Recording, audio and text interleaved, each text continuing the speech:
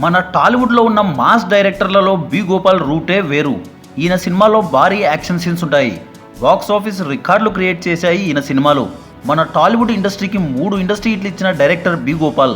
B Gopal డైరెక్షన్లో వచ్చిన నలుగురు టాప్ హీరోలు చిరంజీవి, బాలకృష్ణ, నాగార్జున, వెంకటేష్ల సినిమాలు ఏంటో చూద్దాం పదండి. ముందుగా మెగాస్టార్ చిరంజీవి సినిమాలు చూసుకుంటే స్టేట్ రౌడీ, మెకానికల్లుడు, ఇంద్ర. స్టేట్ రౌడీ సినిమాతో చిరంజీవి బి గోపాల్ కాంబో మొదలైంది. ఈ సినిమా అనుకున్న రేంజ్లో హిట్ అవ్వకపోయినా బి గోపాల్ అంటే ఎవరు అనేది ఇండస్ట్రీకి తెలియజేసిన సినిమా స్టేట్ రౌడీ. మళ్ళీ వీరి కాంబోలో భారీ ఎక్స్పెక్టేషన్స్తో భారీ మల్టీ స్టారర్గా వచ్చిన చిత్రం మెకానికల్లుడు. మెగాస్టార్ చిరంజీవి, నట సామ్రాట్ అక్కినేని నాగేశ్వరరావు కాంబోలో వచ్చిన ఈ మూవీ ఫ్లాప్గా మిగిలింది. మళ్ళీ వీరి కాంబోలో వచ్చిన 3వ చిత్రం ఇంద్ర. ఫ్యాక్షన్ సినిమాలు రాజ్యమేలుతున్న టైంలో ఫ్యాక్షన్ సినిమాలకు దిట్ట అయిన బి గోపాల్తో చిరంజీవి ఫ్యాక్షన్ సినిమా రావడం జరిగింది. బాలకృష్ణ, బి గోపాల్ కాంబోలో వచ్చిన ఫ్యాక్షన్ హిట్స్ చూసి చిరంజీవికి ఫ్యాక్షన్ సినిమాలు సెట్ అవ్వవు అన్న అపోహని పటాపంచలు చేసి హిట్గా నిలిచింది Indra. B Gopal marvellous taking Chiranjeevi మ్యాజిక్తో ఈ సినిమా ఇండస్ట్రీట్గా నిలిచింది. బి గోపాల్ గారి చివరి ఇండస్ట్రీట్ మూవీ ఇంద్ర సినిమాయే. నెక్స్ట్ నటసింహం, బాలకృష్ణ, బి గోపాల్ కాంబో గురించి చెప్పుకుందాం. Tollywood most mass commercial combination అంటే వీళ్ళదే.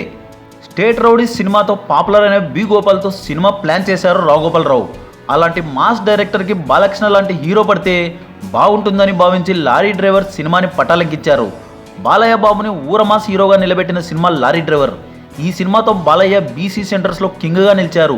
ఈ సినిమా తర్వాత వచ్చిన రౌడీ ఇన్స్పెక్టర్ లారీ డ్రైవర్ని మించి బ్లాక్ బస్టర్ హిట్ అయింది. ఈ మూవీతో బాలయ్య డైలాగ్ కింగ్గా మారారు. ఈ సినిమా తర్వాత వచ్చిన వీరి కాంబో మూవీ సంచలనాలు సృష్టించింది. ఆ సినిమా సమరసింహారెడ్డి. ఈ మూవీ ఇండస్ట్రీట్గా నిలిచింది. బాలయ్య, బి గోపాల్ని తారా స్థాయిలో నిలబెట్టింది. ఈ సినిమా ఫ్యాక్షన్ సినిమాలకి ట్రెండ్ సెటర్గా నిలిచింది. ఈ మూవీ తర్వాత 2001లో వీళ్ళ కాంబోలో వచ్చిన చిత్రం నరసింహనాయుడు. ఈ మూవీ కూడా రికార్డు బద్దలు కొట్టి ఇండస్ట్రీట్గా నిలిచింది. మొత్తంగా బాలయ్య, బి గోపాల్ కాంబోలో 2 ఇండస్ట్రీట్లు రావడం జరిగింది.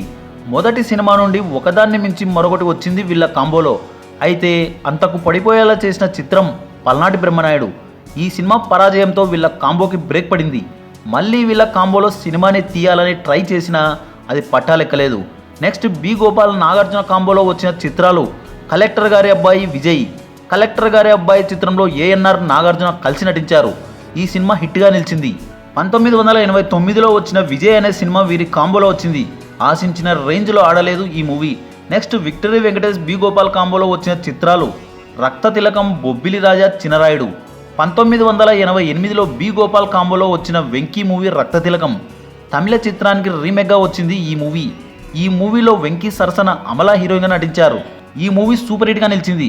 నెక్స్ట్ 1990లో బి గోపాల్, వెంకీ కాంబోలో వచ్చిన సినిమా బొబ్బిలి రాజా. ఈ సినిమాతో వెంకీ కెరియరే మారిపోయింది.